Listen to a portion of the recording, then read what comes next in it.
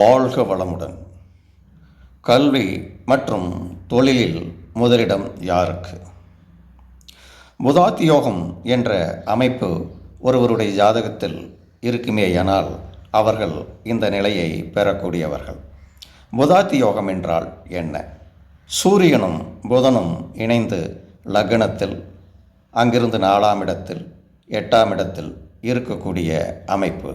இத்தகைய அமைப்பை உடையவர்கள் பள்ளி மற்றும் கல்லூரிகளில் ஃபஸ்ட் அண்ட் செகண்ட் ரேங்க் வரக்கூடியவர்களாக இருப்பார்கள்.